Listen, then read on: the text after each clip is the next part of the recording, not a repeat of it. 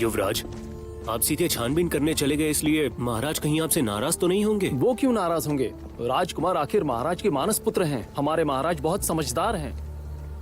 युवराज, महाराज ने आपको कोई हस्तलिखित आदेश दिया होगा ना, जिससे हम उन चोरों की संपत्ति जब्त कर सके या उन्हें मृत्यु दंड दे सके। धीरे बोलो।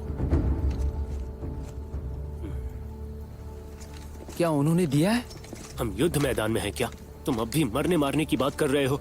चूंकि हम विजय होकर लौटे हैं, इसलिए हमारी गलतियां माफ हो सकती हैं, लेकिन इस सैन्य हथियार मामले में हमें महाराज के आदेश की प्रतीक्षा करनी पड़ेगी। तो क्या हम जांच आगे जारी नहीं रखेंगे? मैंने तुमसे ऐसा कब कहा? हथियारों की चोरी का मामला कई वर्षों से मेरे दिल में चुभ रहा है, मैं और रुक नहीं सकता। पर महाराज ने रुकने के लिए कहा है। तुम बेवकूफ हो क्या?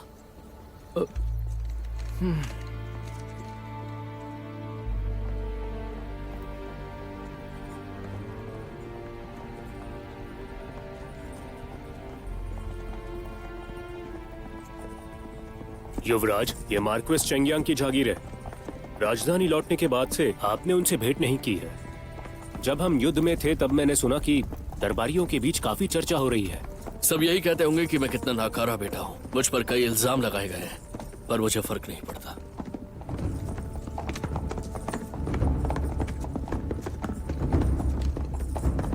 आपको अपना ख्याल रखना चाहिए माँ। इस सब का आपकी सेहत पर बुरा असर हो सकता है।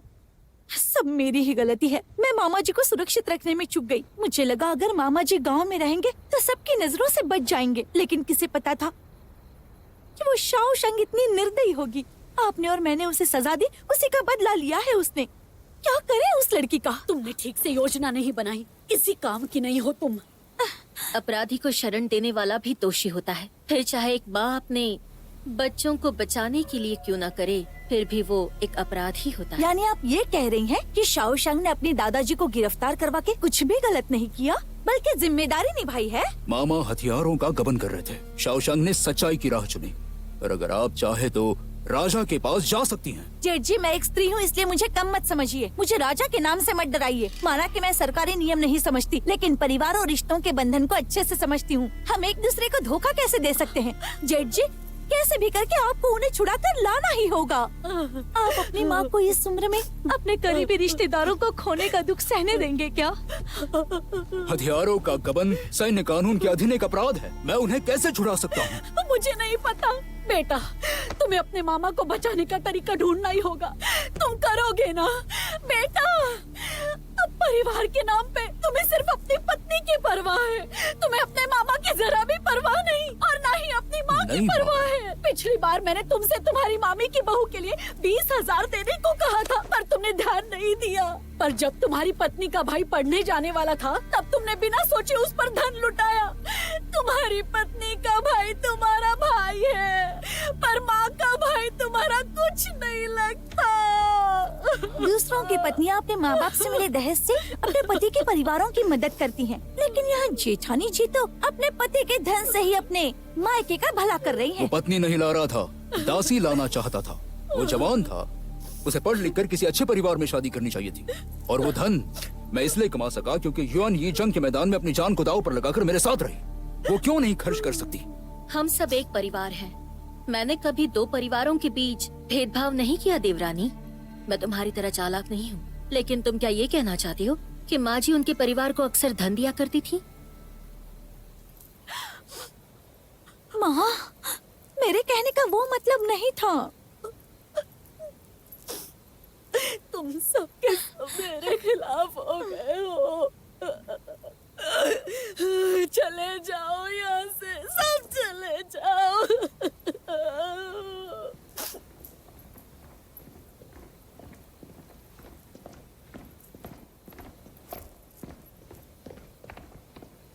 जेठ जी, जेठानी जी, आप समय से जल्दी आ गए तो हमें बड़े कमरे को खाली करने का मौका ही नहीं मिला। मैंने पिछले आंगन में कुछ कमरे खाली करवा के आपके परिवार के रहने का इंतजाम किया है। तुम चाहती हो हम सब बाहर आंगन में रहे? सुविधा होगी। इसमें सुविधा कौन सी है? जेठ जी, आप 10 साल के बाद शाओशांग से मिल रहे हैं। मेरी इस व्यवस्था से आपका परिवार करीब आएगा, आपको नहीं लगता?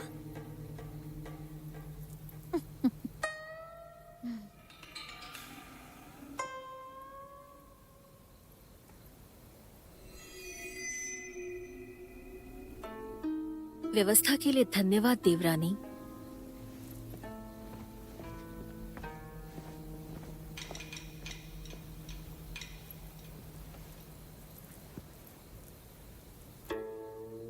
अच्छा बनने का ढोंग करती है। मैं बड़े कमरे को कभी खाली नहीं करूंगी। देखती हूँ तुम क्या कर लोगी।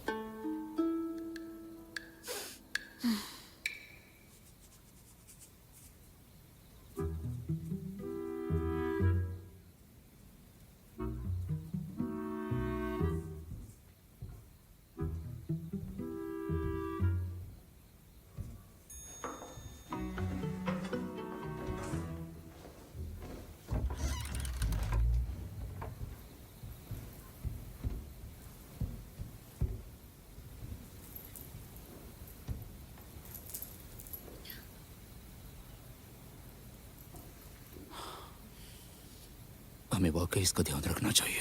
देखो इसके होंठ कैसे सफेद पड़ गए हैं। इसके शरीर में खून की कमी लगती है। इसने इस घर में बहुत कुछ सहा होगा।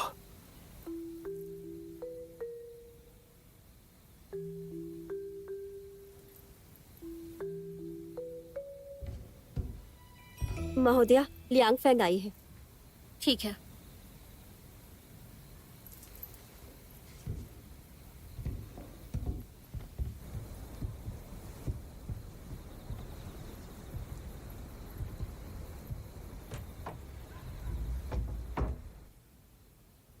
चिंगकोंग, क्या माजी ने कभी शाओशांग का इलाज करवाया था?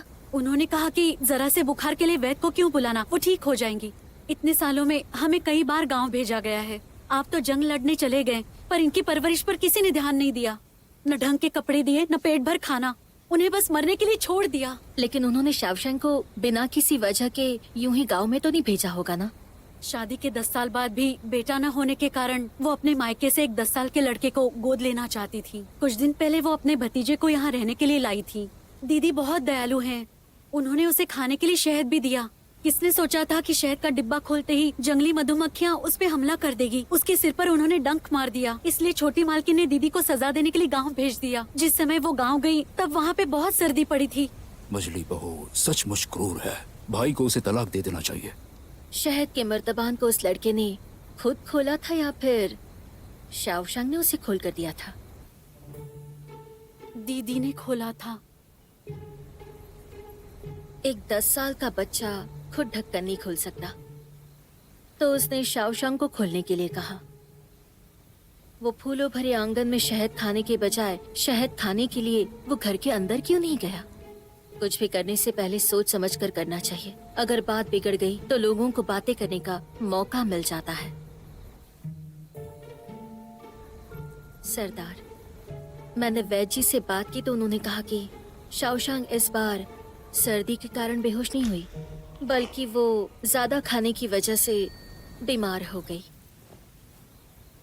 वो इसलिए क्योंकि दीदी बहुत ज्यादा भूखी थी।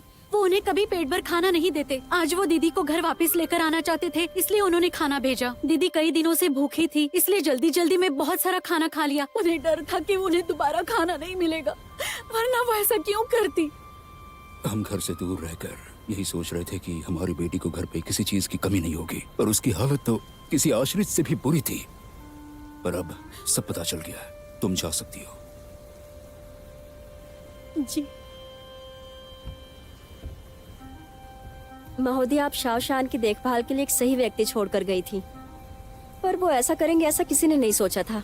अब मैं वापस आ गई हूँ तो ऐसी बातें दोबारा बिल्कुल नहीं होंगी। काफी रात हो गई है। सरदार, आप अपने मझले भाई से मिलने नहीं जाएंगे? मैं मिलकर आता हूँ।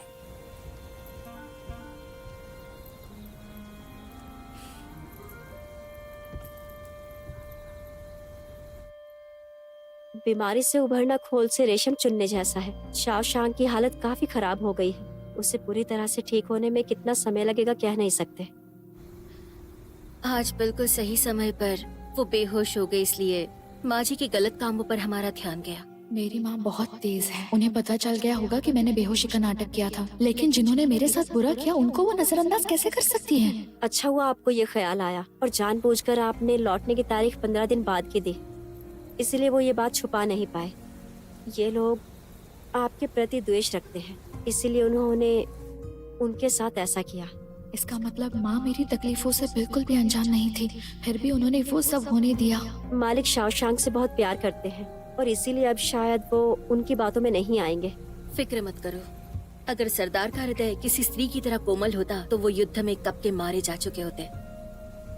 सरदार सही गलत जानते हैं। इस दुनिया में ऐसी कोई पत्नी नहीं जो अपने सास से नहीं जीती, लेकिन ये उसके पति के साथ के बिना संभव नहीं होता।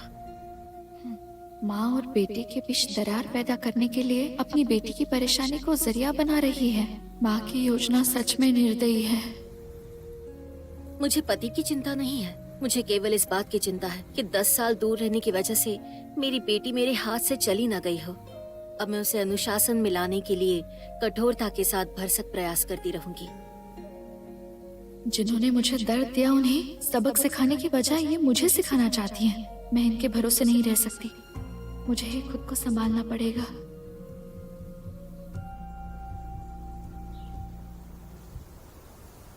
मैंने चेंग परिवार पर नजर रखने के लिए कहा था, कुछ पता चला तुम्हें?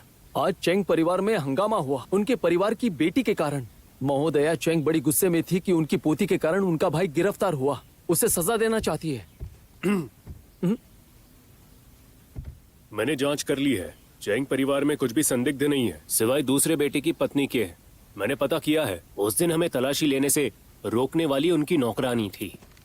युवराज, ये पोटली चेंग परिवार का नौकर देकर गया है। ये आपके लिए कुमारी शाओशेंग ने भेजी है। क्या इसका मतलब वो आपको रिश्वत देना चाहती है?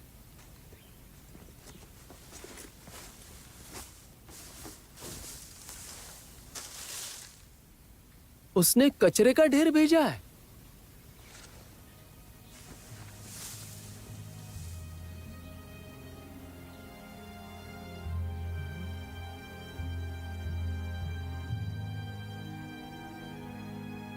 इस चेंग परिवार में कुछ लोग बड़े ही न्यायप्रिय लगते हैं।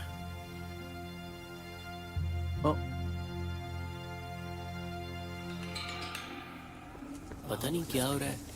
हाँ, देखते अब क्या होता है। नहीं, तुम्हें भी बुलाया है। अच्छा युवराज, आपने सही सोचा था, कपड़ा दुकानों के खातों में कुछ तो गड़बड़ है। रखवालदार डोंग ने इस कपड़ा दुकान में 80,000 का निवेश किया है, पर उसका वेतन काफी कम है। मतलब ये पैसा गैरकानूनी होगा। कुमारी शाओशैंग ने मजाक में भेजा हुआ कचरा युवराज ने फेंका नहीं था। शायद कुमारी शाओशैंग ने हमें ये इसीलिए भेजा था कि वो हमें इस कपड़ा दुकान के बारे में बता सके। घास का तात्पर्य उस ढेर से है जिसमें रखवालदार डोंग छिपा हुआ था। कपड़े का टुकड़ा कपड़े की दुकान की तरफ इशारा करता है। ये वाकई बहुत दिलचस्प है। कुमारी शाओशांग की ये पहेली कुछ समझ में नहीं आ रही है। वो हमारे साथ मित्रता करना चाहती है। कुमारी शाओशैंग शायद भागने में हमसे मदद पाने की कोशिश कर रही है। हम भला उसकी मदद क्यों करेंगे?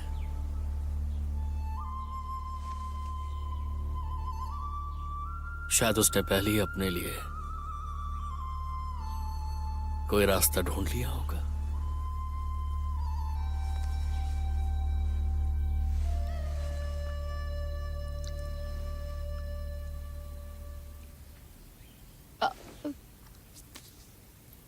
मुझे नहीं पीना, ले जाओ इसे। शाही वैद्य से काफी अनुरोध करने के बाद ये दवा मिली है। ये बहुत असरदार है, आपको थोड़ी तो पीनी चाहिए। मैं पहले ही ठीक हो चुकी हूँ, फिर भला मैं ये कड़वी दवा क्यों पीऊंगी? ये दवा सिर्फ आपकी बीमारी ठीक नहीं करेगी, बल्कि आपकी सेहत भी ठीक करेगी। जल्दी से पी लीजिए, फिर नाश्ता भी मिलेगा। तुम मेरे लिए पी लो ना। मैं चुप रहो, कोई आ रहा है।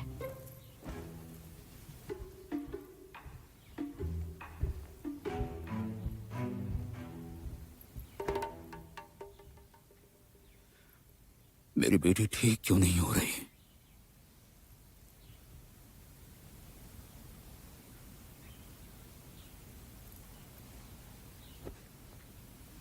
माँ बाबा को मेरा प्रणाम।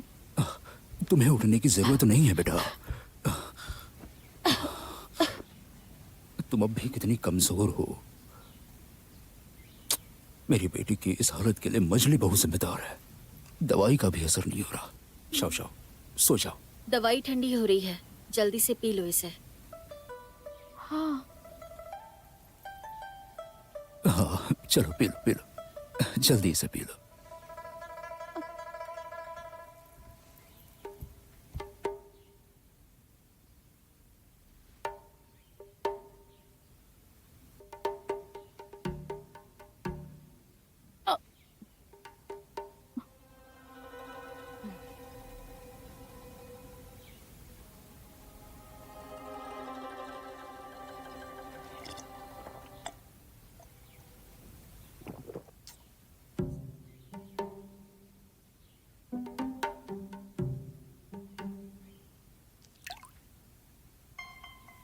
क्या हुआ, तुम रो क्यों रही हो?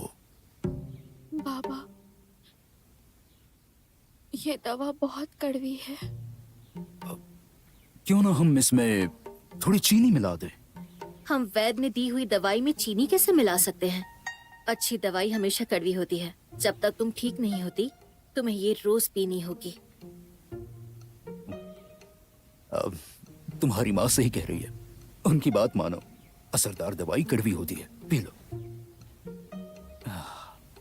बेटा जिद नहीं करते, एक बार तुम ठीक हो जाओ, फिर मैं तुम्हें घुड़सवारी करने ले जाऊंगा और नए साल पर मेले में ले जाऊंगा। हाँ?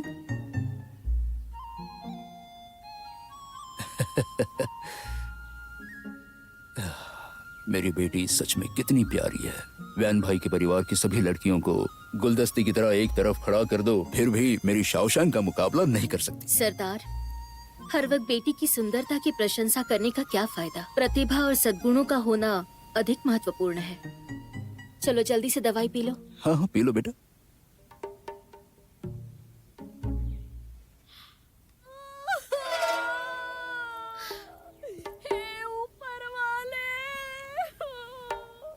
माँ जी फिर से शुरू हो गई है। चलो देखते हैं उन्हें। मेरे साथ ही ऐसा क्यों होता है? सुनो, इसे मत पियो, बाद में मैं तुम्हें इसमें थोड़ी चीनी मिला कर देता हूँ। मेरा छोटा भाई बेचारा। जल्दी चलो, नाटक शुरू हो गया। मैं अब और नहीं जी जेठ जी सकती। मामा जी को बेसहारा नहीं छोड़ेंगे। आप बातों को इतना दिल से मत लगाइए। मेरी कोई मत नहीं रोइए माँ। सुनता। दीदी, आप चाह कर भी इतनी जल्दी नहीं मर सकती। अगर आप सच में मर गई तो आपके छोटे भाई को बचाने वाला इस दुनिया में कोई नहीं होगा। हाय, मेरे भाई ने किसी का क्या बिगाड़ा था? हमारी संपत्ति भी सब अगर हम दरबार में मंच बना कर दे तो पूरी नाटक मंडली का काम दादी कर लेगी। तुम सब सुन लो, मैं ऐसे नहीं जी सकती। मैं इस कुएं में कूद कर अपनी जान दे दूंगी। कोई मुझे रोक नहीं। बाबा मैदान में आ गए हैं। मैं मर जाना चाहती हूँ। मैं कूद रही हूँ। नहीं नहीं माँ, ऐसा मत कीजिए, रुक जाइए। माँ, इतना ज्यादा जोर क्यों लगाया? मुझे सच में धकेलना चाहती हो? मैं बस उसे डराना चाहती थी। उठाओ मुझे, उठाओ। माँ ये क्या हंगामा है? कुआं बहुत छोटा है माँ, आप इसमें कैसे कूद सकती हैं? कैसा पत्थर दिल बेटा है। देखो दादी को, मजबूत और मोटे हाथ, इतना बड़ा धड़ है। अफसोस है सेना में नहीं है। अगर ये गिर भी जाती तो अच्छा ही होता, उसी बहाने कुआं बन जाता। ये कुआं बहुत छोटा है, मैं इसमें नहीं कूद सकती। मैं दीवार से टकरा जाऊंगी। मैं अपना सर पटक कर तुम्हारे पिताजी के पास चली जाऊंगी। मुझे पकड़ लो, मैं जा रही हूँ। मैं अपना सर पटक दूंगी।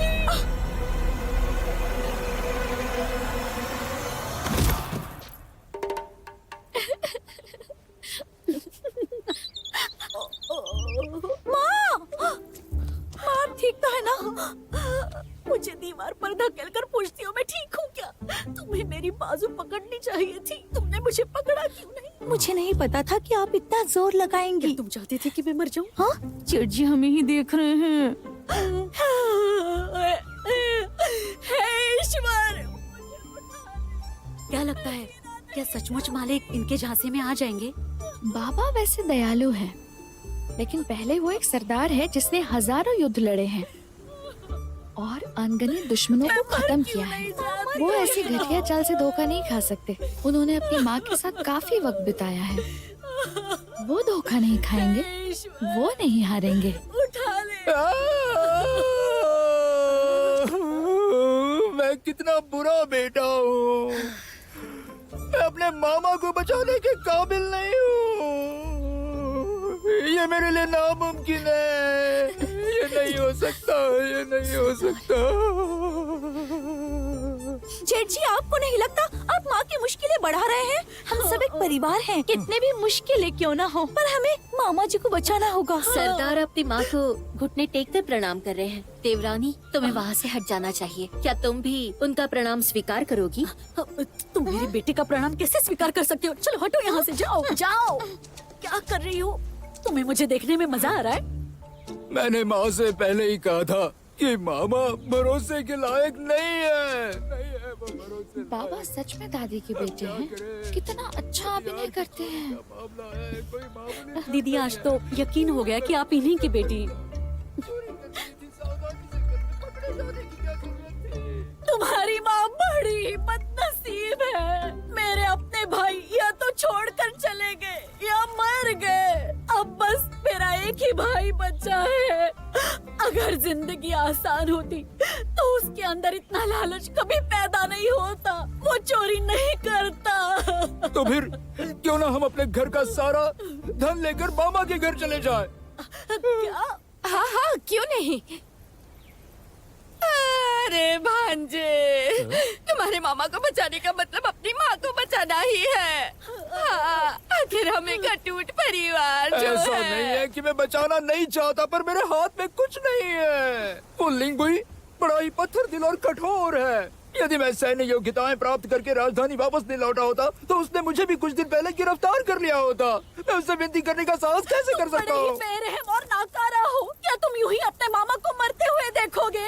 बिल्कुल सही।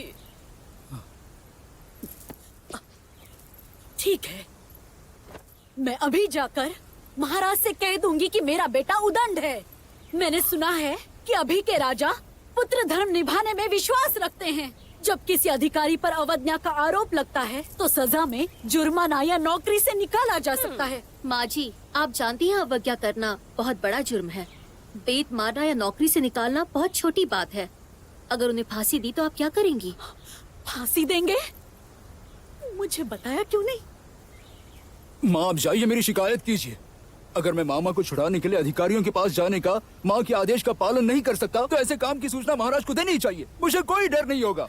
अब तुम बड़े अधिकारी हो तो तुम मुझ पर राष्ट्रीय मामलों का दबाव डाल रहे हो। आज से मैं कुछ भी खाऊंगी या पीऊंगी नहीं। क्या लगता है बड़ी मालकिन सच में अपनी जान देंगी? शर्त लगाओगी? वो ऐसे 10-15 दिन में तो नहीं मरेगी। तमाशा देखकर जी भर गया। अभी खत्म कहाँ हुआ है? ये तो बस पहला अंक था।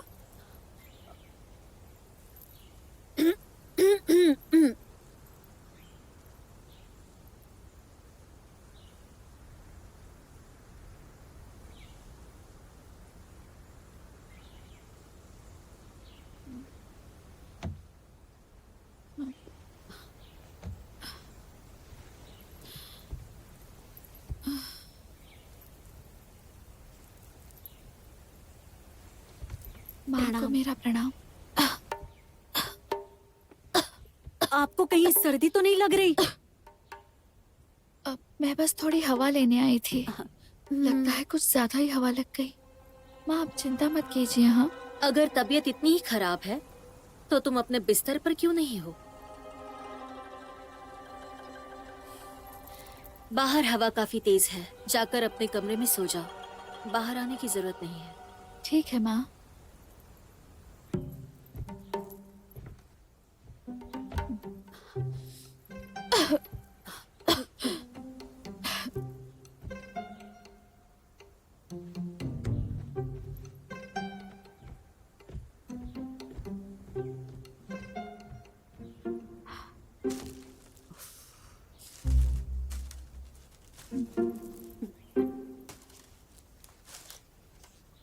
मुझे लगा था माँ बाबा के लौटने पर मेरी जिंदगी बेहतर होगी, पर अब ऐसा लगता है मेरी बची कुची आजादी भी छीन गई है।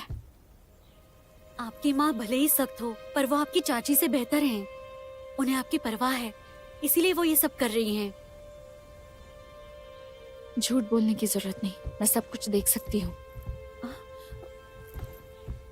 रहम करो, रहम करो। मैं सब बताता हूँ। मैं सब बताने के लिए तैयार हूँ। रहम कीजिए।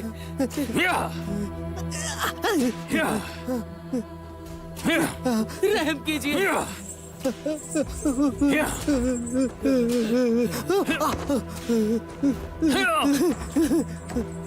मुझे कहाँ लेकर जा रहे हो?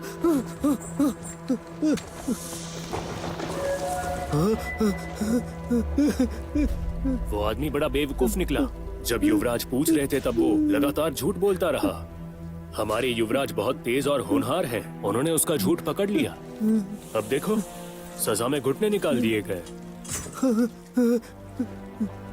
क्या घुटने निकालने की सजा सुनाई? वो एक चाकू लेते हैं और उसे आपके घुटनों में घुसा देते हैं और फिर और अंदर और अंदर। नहीं, बस कुछ मत कहना। वैसे ये काफी अच्छी सजा है। पिछली बार एक आदमी उल्टा जवाब दे रहा था। तुमने सीसा डालने की सजा सुनी है? वो तुम्हारी आंख में पहले छेद करते हैं, फिर उसमें सीसा डाल देते हैं। दरवाजा खोलो।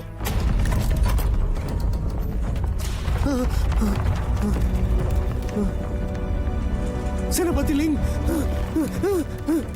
सेनापति लिंग, सेनापति लिंग,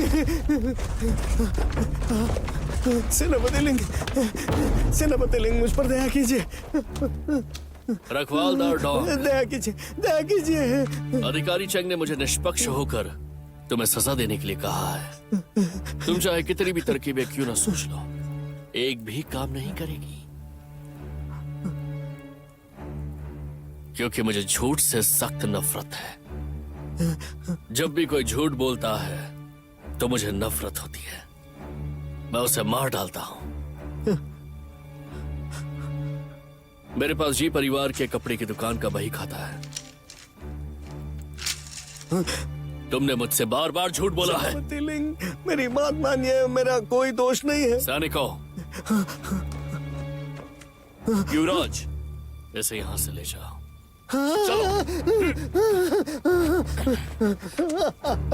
सेनापति लिंग, मैं बताता हूँ, मैं सब सच बताता हूँ, मैं सब कुछ बताता हूँ। मुझ पर दया कीजिए, दया दया कीजिए। अच्छा हुआ तुम आ गई। देखने दो, जरा देखने दो, तुम इतनी कमजोर कैसे हो गई? मुझे तो लगा था कि फिर मैं तुम्हें कभी नहीं देख पाऊंगी। थोड़ी देर में मैं सेनापति लिंग से मिलने जाऊंगा। मामा के बारे में पता करना होगा। कम से कम माँ कुछ दिनों के लिए तो शांत रहेगी। आखिरकार शाओशांग के कारण मामा गिरफ्तार हुए हैं। मुझे डर है कि कहीं माँ उसके लिए मुश्किलें ना खड़ी करें।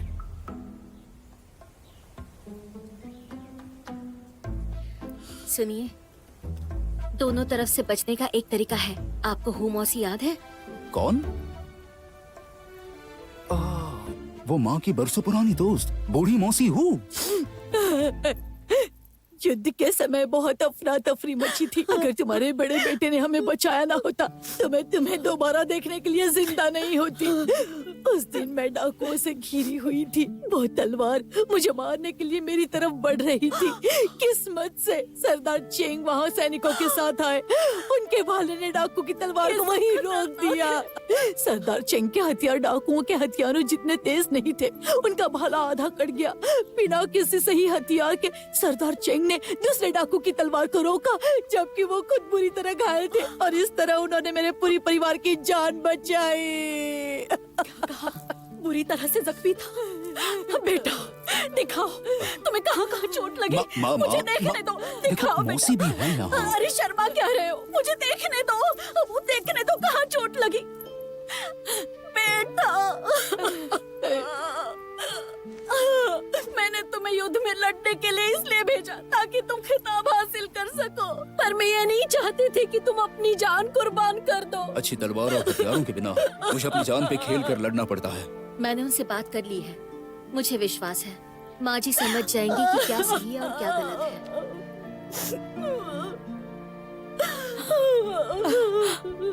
अरे रे, युद्ध के मैदान में तलवार और हथियार ही सैनिकों की जीवन रेखा होती है। पर कुछ ऐसे बदमाश हैं जो धन कमाने के लिए अच्छे हथियारों की जगह नकली हथियार रख देते हैं जो छूते ही टूट जाते हैं। लानत है ऐसे लोगों पे जिनका कोई ज़मीर नहीं है। बड़ी मालकिन, महोदया डोंग आपसे मिलने आई हैं। ठीक है, बिल्कुल सही वक्त पर आई है। उसे अंदर भेज दो। जी। दीदी, तुम जाकर थोड़ा आराम करो। शुक्रिया।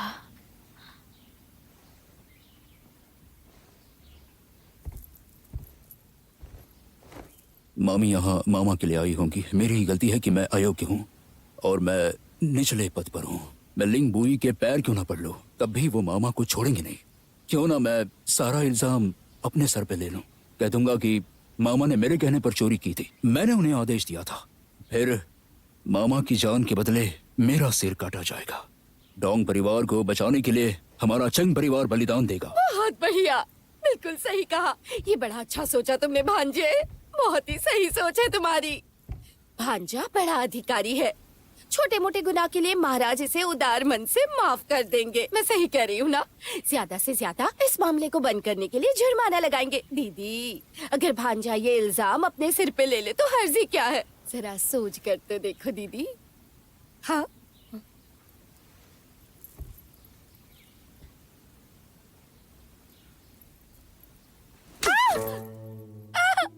तुम नीच औरत, तूने मेरे बेटे को नुकसान कैसे पहुंचाया? कल हमारे घर में चिमनी से धुआं नहीं निकल रहा था, तभी मुझे अजीब लगा, इसलिए मैंने अमरदाता से पूछा। तब उन्होंने बताया कि हमारे चेंग परिवार को रिश्तेदार फंसाने की कोशिश करेंगे, जिससे अशांति फैलेगी। अमरदाता की बात सच निकली। हमारा परिवार तुम्हारे हाथों बर्बाद हो जाएगा। हमारी मंझली बहू के कपड़े के दुकान को भी जब्त कर लिया गया है, सिर्फ तुम्हारी वजह से। तुम्हारे परिवार में एक भी सदस्य अच्छा नहीं है। दासियों, इस नीच औरत को यहाँ से बाहर निकालो। अगर किसी ने इसे अंदर आने दिया तो मैं उसकी टांगे तोड़ दूंगी। पर दीदी, ये उसने खुद लेकर कहा, जाओ उसने इसे। खुद कहा है, मैंने नहीं, उसने खुद कहा है, उसने ही कहा।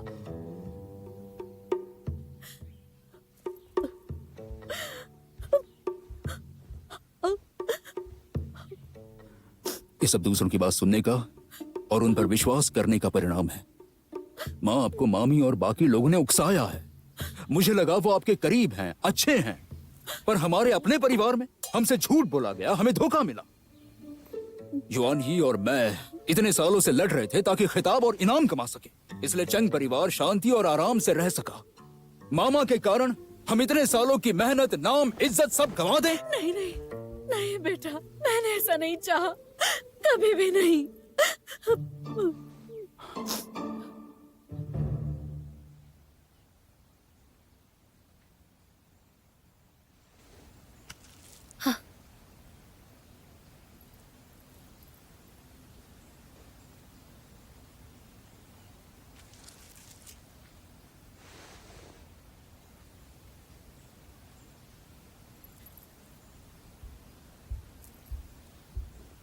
बड़ी मालकिन दिन भर से अपने कमरे में बैठी हैं और खाना भी नहीं खाया है। माँ हमेशा से खाने को लेकर बड़ी शौकीन है। अब वो खाना नहीं चाहती, शायद सभी चीजों के बारे में सोच रही अब होगी। जाकर उन्हें एहसास हुआ है। दादी माँ से बात करके उनका दिल बदलने के लिए शुक्रिया। चाहे दादी कितनी भी पक्षपाती क्यों ना हो, वो मामा के लिए हमारा भविष्य दाव पे नहीं लगा सकती।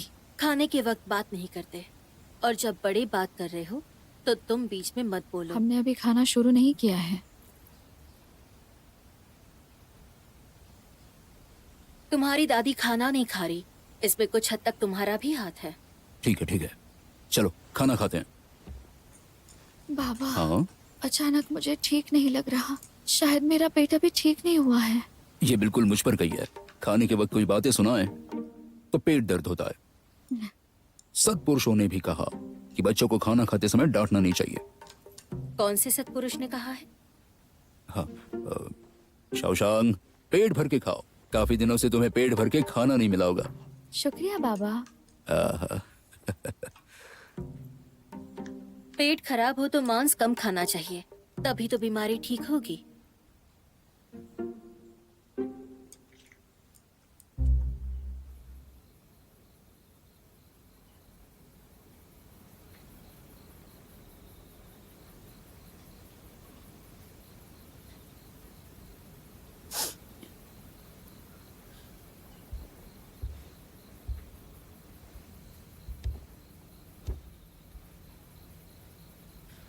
माँ, आपको भूख लगी है? लीजिए, थोड़ी मिठाई खा लीजिए। खाइए, लीजिए।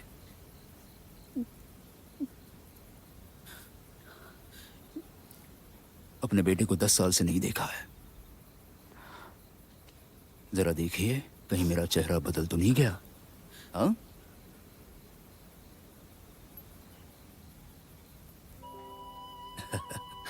मैं जानता हूं आपको मेरी चिंता होती है।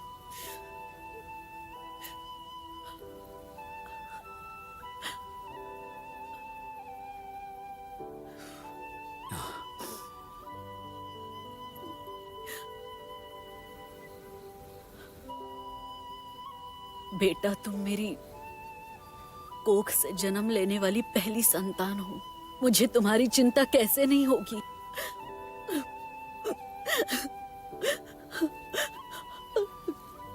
पिछले 10 सालों में तुमने बांस पर लिखे कुछ खत भेजे थे। मुझे लगा था कि तुमने बहुत ही नाम कमाए। मुझे अंदाजा भी नहीं था कि तुम इतनी मुश्किलों में रहे। मैं आपको खत भेजना चाहता था, पर आप पढ़ नहीं सकती। मुझे ये बिल्कुल अच्छा नहीं लगता कि कोई और आपको मेरे खत पढ़कर सुनाए। भले ही मंजली बहू इतनी अच्छी नहीं है, पर क्या तुमने शाओ परिवार की मदद करने के लिए उससे दहेज नहीं लिया था? मुझे नहीं पता उसका दहेज कहाँ गया, लेकिन मैं चेंगशी एक सच्चा इंसान हूँ। चाहे मैं गरीब क्यों न हूँ, मैं अपनी पत्नी के परिवार की मदद के लिए भाभी का दहेज नहीं लूंगा। तुम भूलो मत, शाओ यानी कि पहले भी शादी हुई थी। वो परिवार बर्बाद हो गया और संपत्ति बिक गई।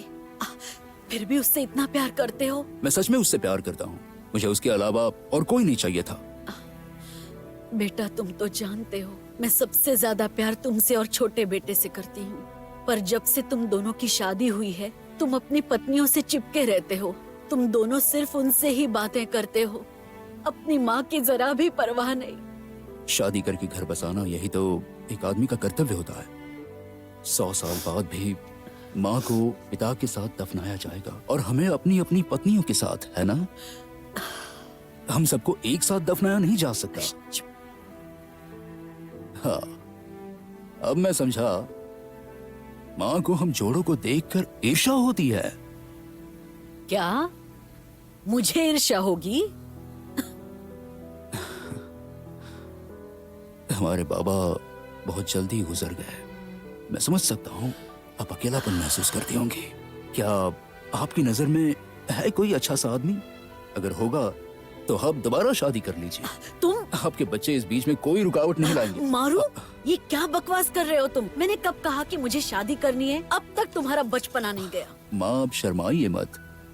आपने चंग परिवार के लिए बहुत मेहनत की है। आपके बच्चों ने देखा है। यदि माँ शादी करना चाहे तो हम दोनों भाई इस पर कोई आपत्ति नहीं करेंगे। यदि माँ किसी नए भाई या बहन को जन्म देती है तो मैं बेझिझक उन्हें अपना भाई बहन मानूंगा। तुम चुप रहो। क्यों नहीं? अगर तुम पहले मर गए तो मैं तुम्हारी पत्नी की दूसरी शादी करवा दूंगी और फिर वो दर्जनों बच्चे पैदा कर सकती है। मुझे कोई डर नहीं। युआन ही डगमगाने वालों में से नहीं है। शैतान! हाँ, जरा भी शर्म नहीं आती? आज तो मार मार के तुम्हारा भरता बना दूंगी। निकलो यहाँ से, निकलो। मारिए मत। लगता है देखा पापा ने दादी को कैसे नाराज किया। आखिरकार माँ बहुत ज्यादा तेज है। अपने पति को लड़ने के लिए भेज दिया। उनमें खुद दादी से लड़ने की हिम्मत नहीं है। तो तुम्हारा मतलब है कि ये सब मेरी चाल है?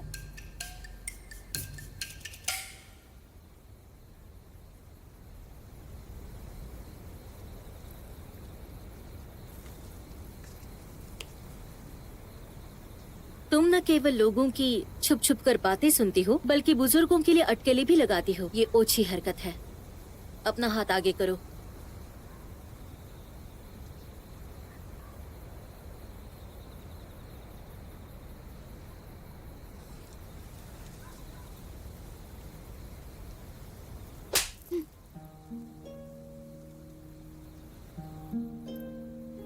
कल से तुम कमरे में रहकर धार्मिक पुस्तकों की पढ़ाई करोगी और उनकी नकल उतारोगी। अगर नहीं किया तो घर से बाहर निकलना बंद।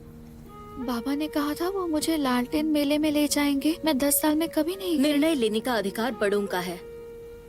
तुम सिर्फ घर पर रहकर पढ़ाई करोगी।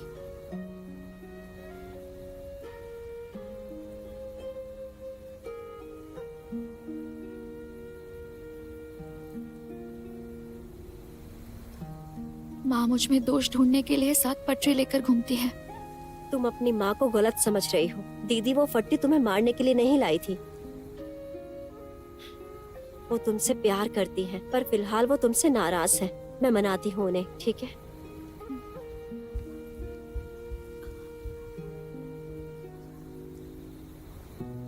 दीदी, आप दुखी मत होइए।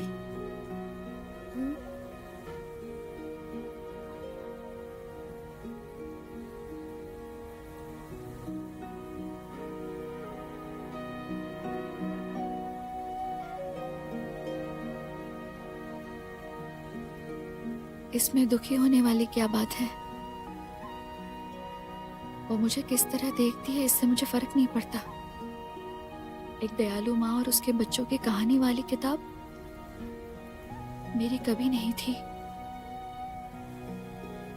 क्योंकि वो कभी मेरी नहीं रही। इसलिए उसे खोने का दुख मुझे कभी नहीं होगा।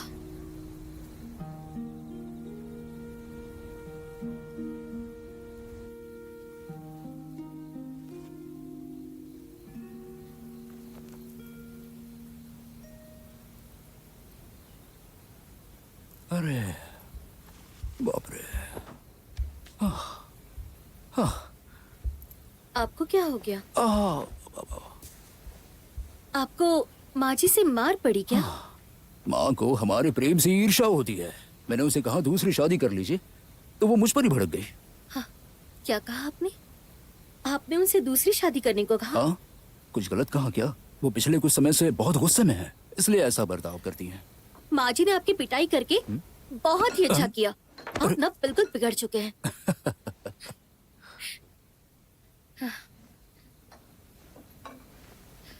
पहले सोचती थी बेटी का अधिकारी बनना अच्छी बात है।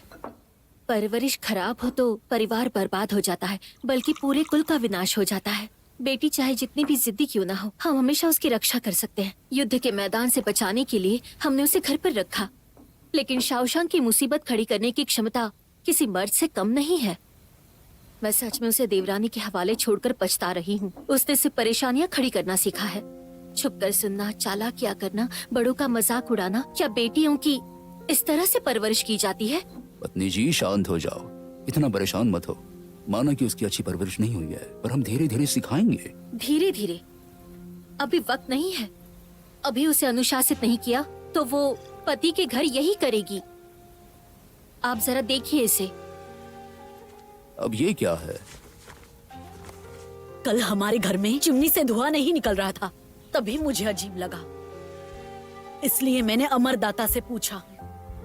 आपकी बेटी ने चुपके से चिमनी का रास्ता बदल दिया और माँ जी को भूत प्रेत से डराने की कोशिश की। वो जानती है कि माँ जी अंधविश्वासी है, उसने जानबूझकर किया। मैं सोच ही रहा था कि चिमनी अचानक बंद कैसे पड़ गई। हमारी बेटी वाकई होशियार है, उसे बहुत कुछ आता है। आप अब भी उसका बचाव कर रहे हैं। अगर वो मेरी कमान की सिपाही होती तो मैं उसे बाहर घसीटकर खूब पीटती।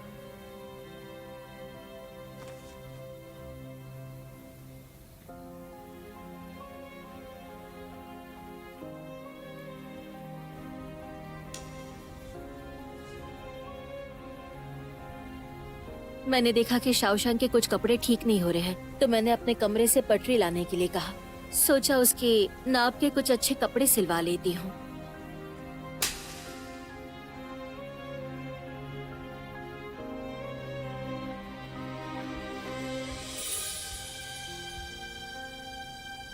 मैं जानता हूँ कि तुम खोए हुए समय की भरपाई करना चाहती हो और उसे जल्दी जल्दी सब कुछ सिखाना चाहती हो। एक सैनिक को भी प्रशिक्षित होने में वक्त लगता है। हमें वापस लौटे दिन ही कितने हुए हैं। मैंने सालों पहले एक गलत फैसला लिया था और उसी की वजह से शाओशांग ऐसी हो गई है। मैं उसे और लाड़ प्यार से बिगाड़ नहीं सकती। मुझे उसे अनुशासित करना होगा, वरना वो जीवन भर पछताएगी।